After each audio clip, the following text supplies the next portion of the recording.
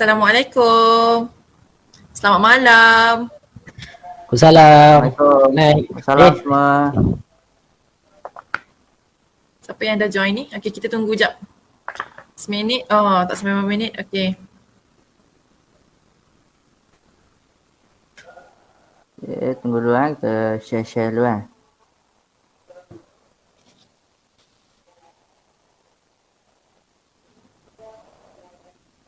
Okey, Assalamualaikum pada siapa yang baru masuk.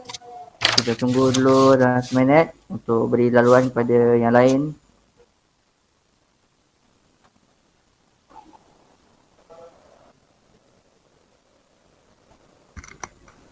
So, siapa yang baru masuk tu boleh share sekali. Betul.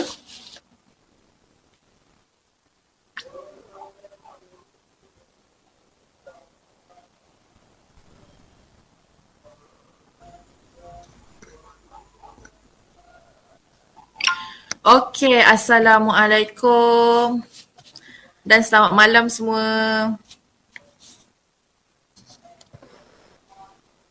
Siapa ni dah 5 orang? Okay, kita boleh start lah nampaknya kan? Okay, Assalamualaikum warahmatullahi wabarakatuh dan selamat malam. Okay, so seperti biasa kita bersua lagi kembali dengan geng robot. Sebelum tu saya nak perkenalkan diri. Macam biasa, nama saya Fitri Alia. So boleh panggil saya Alia. Okay, so bersama kita geng robot hari ni kita ada Encik Wan dengan Amy. Hai. So hari ni So kita akan macam biasa kita akan mengupas topik-topik yang berkaitan dengan robotik dan teknologi. So topik perbincangan kita malam ni adalah jom kenali dunia robotics. So kita tak nak buang masa lagi kan. Maybe kita boleh start lah dengan kita punya geng robot.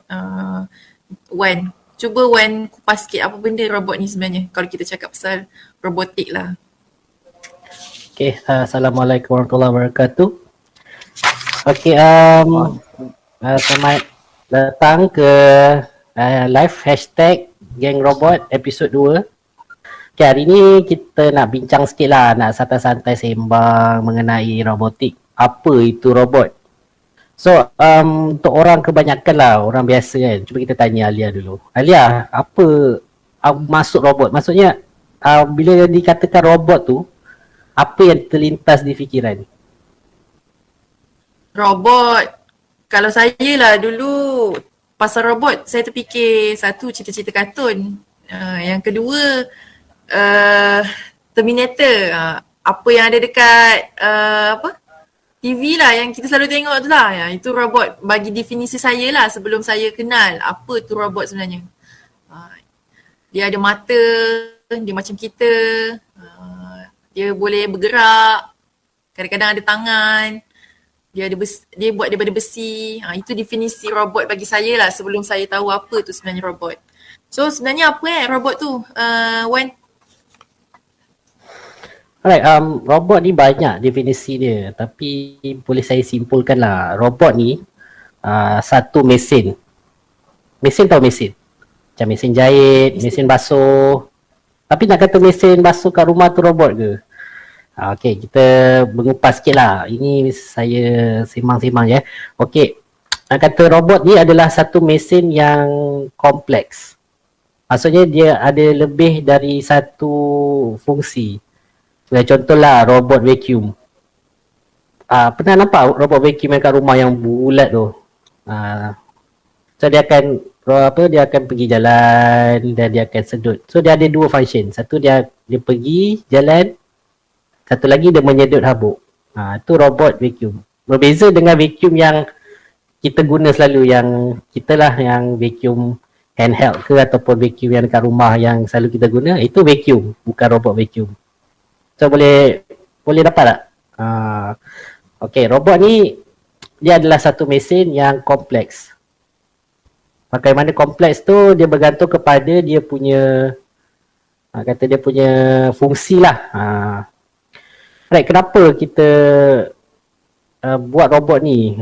Satunya biasalah manusia kan, Kalau boleh nak cepat, nak mudah, kita ikutlah jalan tu. So kita nak memudahkan kita nak buat suatu benda yang contohnya agak susah ataupun berbahaya, so kita boleh gunakan robot. Itu satu contoh lah. Sebagai contoh robot rescue ke, dia nak rescue orang dalam bangunan yang runtuh, sebagai contoh. Dia akan menyusup masuk ke dalam timbunan-timbunan bangunan yang runtuh tu untuk mencari orang yang terselamat. Sebagai contoh lah. So kalau apa-apa berlaku dekat robot tu, contohlah dia tertimbus ke apa ke, so kita tak membahayakan orang lain untuk menyelamatkan. Alright, so itu pendapat saya lah. Okay, kita tanya Abang Amy. Abang Amy, itu robot betul tak apa yang saya cakap? Saya main sembang ni. Okay, actually okay, hai semua, siapa yang baru datang tu, siapa yang baru masuk, orang datang tu ni lah lain lah kan. Okay, so siapa yang datang tu saya ucapkan Assalamualaikum. Okay, so betul lah apa yang Encik Rizwan bagi tahu tadi tu memang definisi ataupun berkaitan dengan robot lah. Cuma kalau kita nak kata robot tu dia ada dia punya kita panggil kriteria lah, maksudnya dia punya tu maksudnya dia kena ada sensor, dia kena ada processor, dia kena ada actuator. So semua-semua tu merujuk kepada suatu robot lah. Okay, cuma robot ni ada yang kita panggil macam-macam jenis robot lah kata. Tak apa, nanti kita akan kupaskan lagi jenis-jenis robot.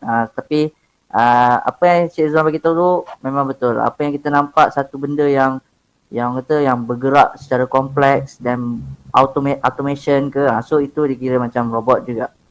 Okay, itu saja daripada saya. Oh, faham. So maksudnya apa kiranya macam tadi apa? Mesin tu robot ke?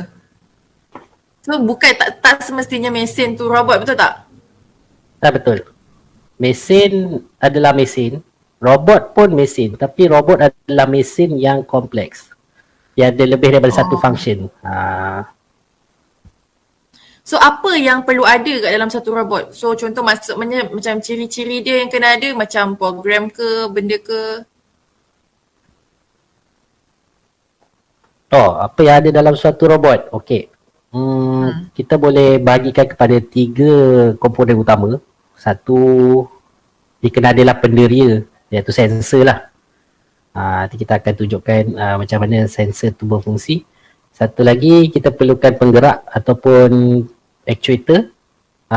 Dan satu lagi yang mengawal actuator tu, iaitu controller ataupun kawalan dia, pengawal.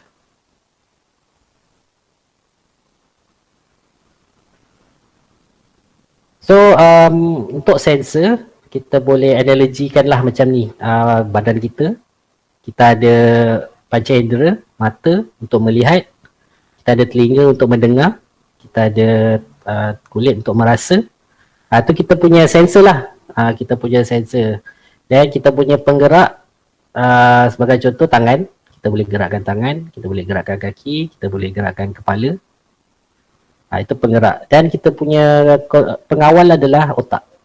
Sebagai contoh lah, kalau kita terpegang benda panas, so kulit kita akan merasa ada sesuatu yang bahaya, panas. So otak kita akan menerima, panasnya, kena alihkan cepat. Dan dia akan mengarahkan tangan kita untuk tidak jauh lah daripada tempat yang berbahaya tu. Dia macam otak lah. Ya. Okay, faham.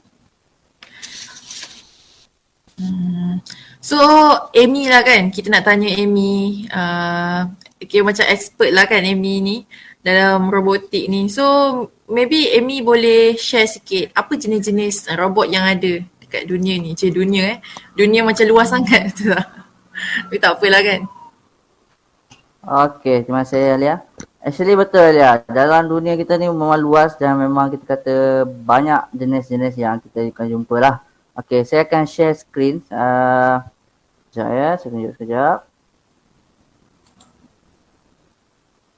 Sekejap ya.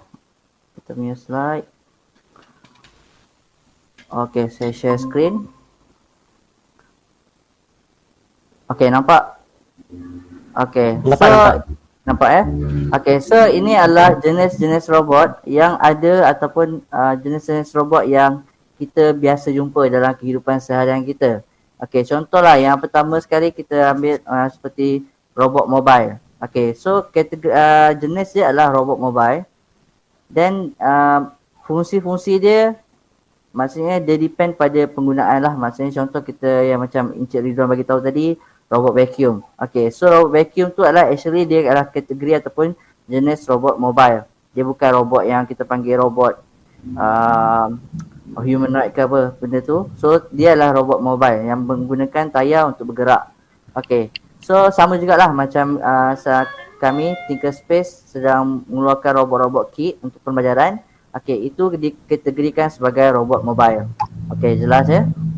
Okay, so yang lain-lain sekali adalah robot manipulator. Okay, so kalau kita sebut manipulator ni, kita dah tahu dia punya tu ada macam tangan lah, ataupun gripper ataupun claw. Okay, so itulah robot manipulator. So robot manipulator ni kebanyakannya digunakan di industri lah, yang mana macam kilang-kilang pembuatan, kilang-kilang production untuk kereta ke ataupun chip-chip ke ataupun barang-barang spare part. Itu memang banyak lah. Okay, so yang seterusnya adalah robot humanoid. Okay, ini bila kita sebut human, nampaklah macam manusia, cuma dia bentuk robot. So yang ni pun ada dikategori sebagai humanoid, cuma penggunaan dia masih belum luas lah. Maksudnya mungkin kita nampak dari segi yang macam toys, tapi kat industri dia memerlukan robot yang orang kata lebih gah lagi lah. Okay, dan seterusnya kita ada juga macam robot animaloid. Ini maksudnya robot yang menyerupai binatang. Okay, sekarang ni kalau anda biasa tengok, robot-robot yang ramai orang cipta sekarang ni semua kita nak tengok pada fungsi-fungsi daripada haiwan, daripada benda-benda yang dah ada. Bukan kita buat benda yang tak ada, tapi kita kaji daripada yang ada dan dihasilkan. Contoh kucing, anjing ke, ikan. So semua tu dibuat dan menjadikan sebagai robot animaloid lah dipanggil. Okay, lain-lain sekali adalah contoh robot underwater. Okay, so ni maknanya robot, apapun robot yang bergerak ataupun yang beroperasi dekat dalam air, itu kita panggil robot underwater. So nama-nama spesifik lain dia ada juga, tapi itu adalah kategori robot underwater. So kalau kita nampak robot tu dekat kapal selam kat dalam air ke, dalam kolam ke, okay, itu robot underwater. Okay, ROV underwater tak, Amy? Okay, ROV tu adalah underwater, tapi dia adalah ROV tu adalah robot. Dia actually kita panggil dia sebagai remotely operated vehicle. Maksudnya dia ROV tu in term of dia punya nama untuk kawalan robot tu lah. Dia ada UAV ada, AUV ada. So dia adalah salah satu adalah ROV. Tapi dia kira robot underwater juga. Okay, macam tu. Oh, maksudnya dia kira robot jugalah. Ya, yeah, betul. Okay, then Okay, betul-betul teruskan. Okay, so yang seterusnya adalah robot berkaki lah. Selalunya robot berkaki ni dia selalu refer pada macam spider lah. Macam spider, selalunya yang lebih pada 4 kaki lah. Itu kita panggil berkaki. Okay, dan yang terakhir sekali adalah robot fly. Robot fly ni mungkin kita dah biasa dalam kita panggil apa? Dalam kehidupan seharian kita pun dah banyak, iaitu macam drone.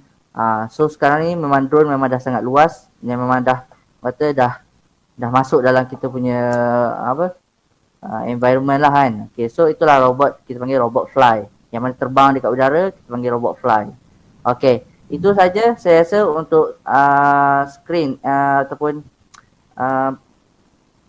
bahagian jenis robot yang ada.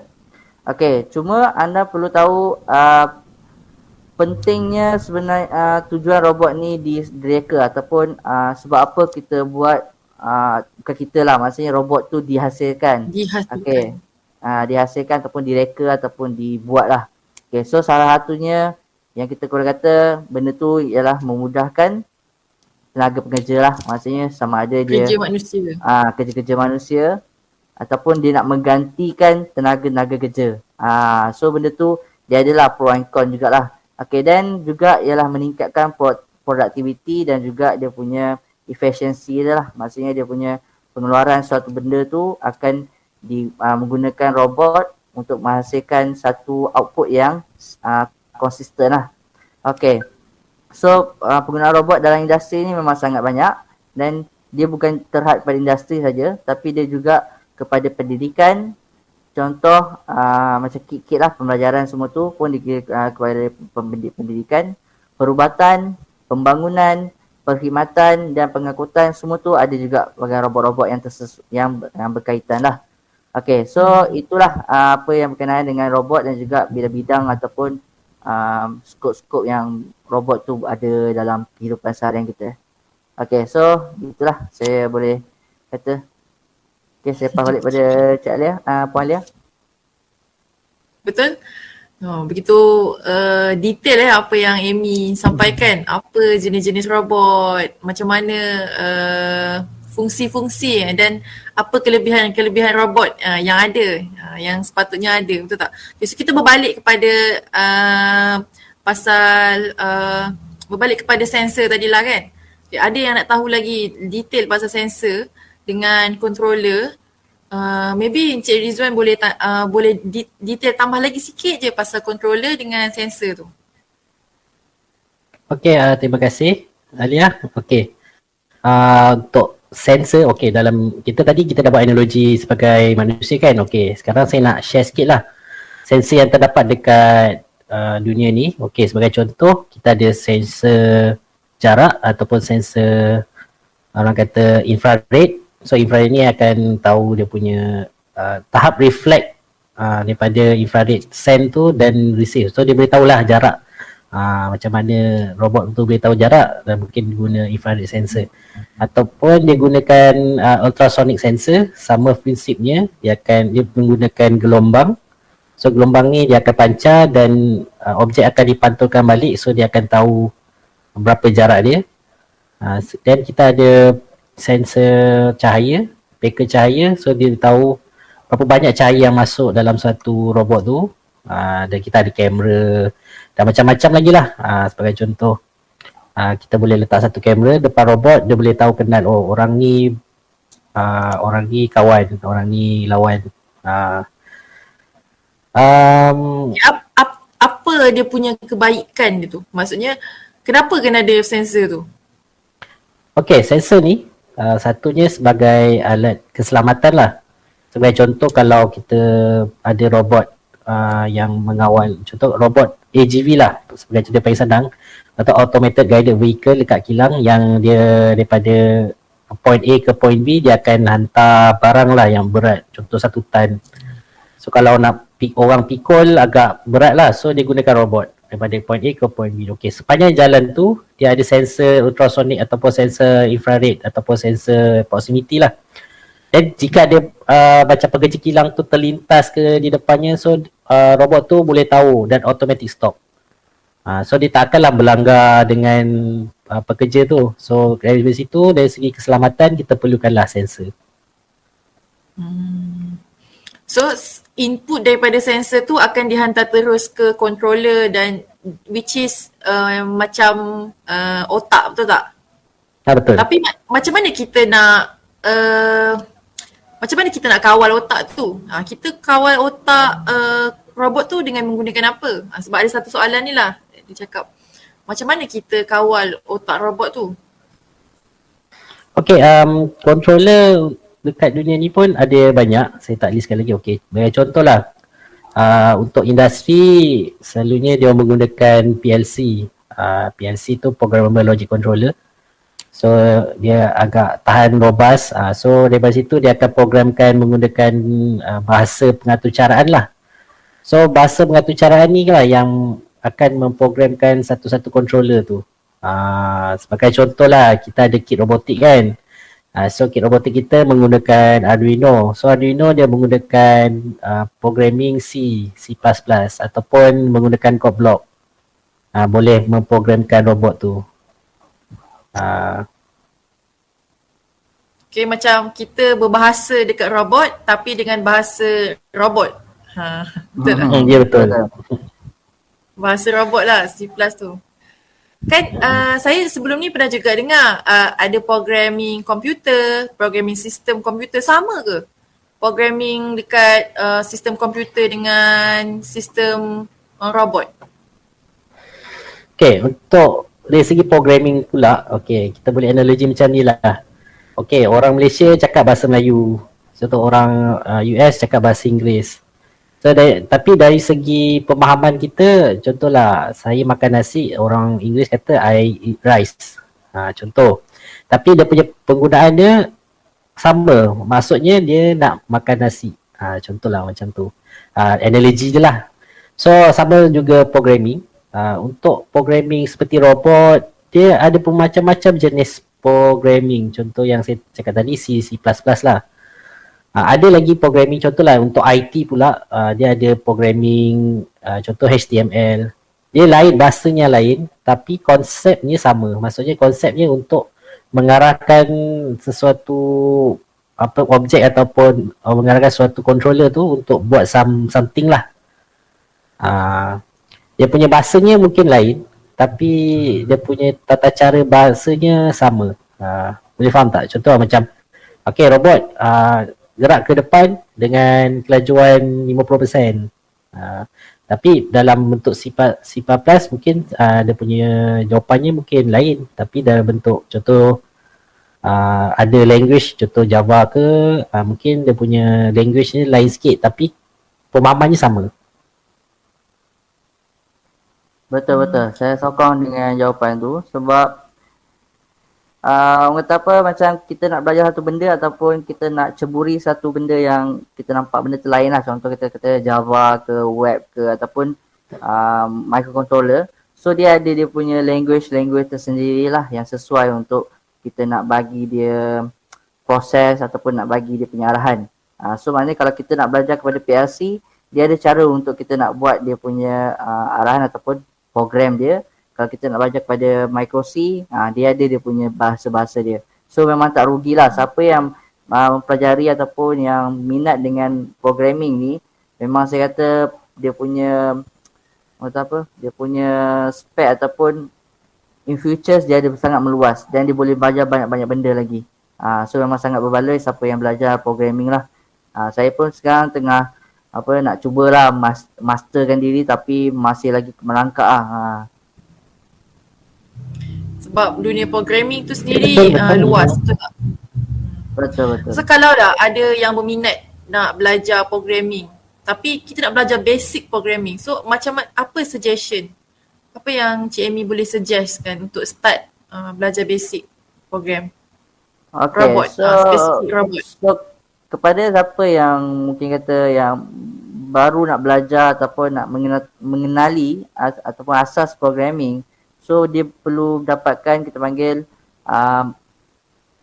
step awal ataupun dia kena pergi ke step awal punya pembelajaran. Contoh dia pergi, contoh macam kita lah, kita ada satu macam kit robotik yang mana kita ajar daripada asas robotik tu macam mana penggunaan bahasa, contoh C language contohnya.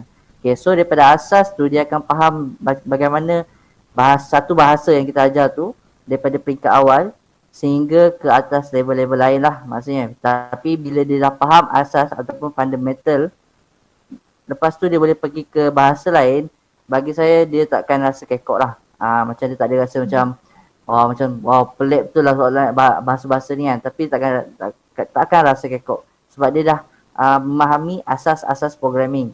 So bila dia tahu benda tu, bagi saya tak ada masalah lah. So siapa yang nak belajar tu boleh cari ataupun boleh try tengok YouTube pun ada juga. Ada yang buat secara simulation ada yang kena pakai produk pun ada. So boleh guna mana-mana. Asalkan asas tu kita tahu juga. Asas tu kita kena tahu dulu lah. Okay, faham? Diam tak diam dah setengah jam juga kan kita berceloteh ni kan. Kita tengoklah kot ada soalan daripada viewers, nampaknya macam tak ada kan. Kalau ada soalan boleh tanya kat bawah tu. Boleh tulis komen kat bawah tu. Kita akan try jawab. Okay, nampaknya macam tak ada soalan lagi. Okay, so kalau tak ada apa-apa soalan, kita minta Amy atau Wan boleh kot concludekan untuk topik kita hari ni iaitu robotik.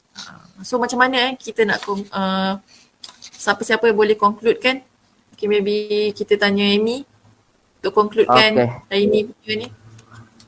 Okay, baik. Saya conclude lah untuk penutup lah. Tapi siapa-siapa yang ada soalan boleh just tanya je. Kita akan tanyalah. Kita akan komen, kita akan jawab. Tapi kalau tak sempat, kita akan mungkin sesi akan datang.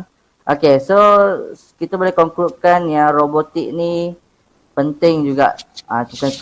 Sangat penting lah kata. Sangat penting dalam kita punya kehidupan seharian. Kalau tak ada benda robotik ni, semua kita akan lebih pada semua kerja-kerja kita akan buat pada manual. Maksudnya tenaga pekerja akan ramai tapi kemungkinan productivity akan berkurang. So benda tu dia akan buatkan benda-benda yang kita kata macam sekarang lah kalau kita tengok dari segi penghantaran. So kalau ada benda-benda robot ataupun sistem yang sistematik, so dia akan buatkan benda tu akan bermasalah lah. Tapi bila robot ni dia ada, memang dia dibuat dengan maksudnya dia ada dia punya fungsi-fungsi tersendiri yang membantu di mana benda ni akan memudahkan lagi kerja dan juga menggantikan kerja-kerja manusia. Maksudnya kerja-kerja manusia yang mungkin kita bukan kata, kita bukan kata robot ni menggantikan manusia terus. Tidak. Tapi robot ni adalah menggantikan kerja-kerja yang dibuat manusia supaya manusia tu boleh buat kerja-kerja lain yang lebih mungkin kita lebih baik lagi untuk yang akan datang lah macam tu. So benda tu jangan risau siapa yang rasa kekok ataupun marah dengan robot ni. So kenali dulu robot, apa robot tu yang dah buat. Sedangkan mungkin kat rumah kita pun dah ada robot. Siapa yang beli vacuum robot tu actually dia pun robot. So siapa yang mungkin tak kenal lagi robot, kenal lah robot-robot anda dekat di sekeliling anda. Okay, itu saja kot daripada saya. So ada apa-apa soalan lagi boleh tanya. Ada apa-apa soalan lagi Alia? Nampaknya tak ada soalan lagi. So Muhammad Rizwan, cuba Encik Wan boleh nak concludekan sikit sebelum Okay, kita tutup saya nak malam ni. concludekan sikit lah. Okay, sebenarnya robotik ni bukanlah kita nak belajar pasal robotik saja. Dia macam-macam jenis ilmu yang ada di dalam robotik. Satunya kita boleh belajar tentang electrical. Macam mana kita nak buat suatu circuit atau macam mana kita nak menggerakkan robot tu menggunakan sistem elektronik sebagai contoh. Dan kita juga boleh belajar mechanical. So macam mana kita nak buat mekanisme robot tu nak bergerak ke depan ke, nak bergerak ke atas ke. Dan kita last kali kita boleh belajar programming. So actually belajar programming ni dia dapat membantu kita dalam membina ataupun menyelesaikan masalah dengan cara computing skill, computational skill. Maksudnya kita boleh pecah-pecahkan masalah kita tu, kita boleh selesaikan satu persatu dan kita boleh menyelesaikan, contoh kita nak programkan robot tu ke depan. So kita akan programkan, macam mana nak programkan ke depan, macam ni. Line ni untuk ke depan, line ni untuk ke belakang. So kita dah pecah-pecahkan sikit untuk menyelesaikan masalah tu. So dia boleh kita boleh implement dekat kerja seharian. Sebagai contoh kita ada masalah besar tapi kita boleh pecahkan menjadi yang kecil dan sedikit-sedikit untuk kita menyelesaikannya. So majulah robotik untuk negara. Ciwah. Majulah robotik untuk negara insya-Allah. Okay, nampaknya sampai di sini je lah kita punya live sembang-sembang hari ni. So terima kasih kepada siapa yang tengok live kita ni daripada mula sampai habis. InsyaAllah minggu depan kita akan bawa topik robotics yang menarik, lagi menarik daripada minggu ni. So korang kena stay tune dan terima kasih. Assalamualaikum warahmatullahi wabarakatuh. Bye. Selamat malam. Bye. Okay, bye. Assalamualaikum. Assalamualaikum.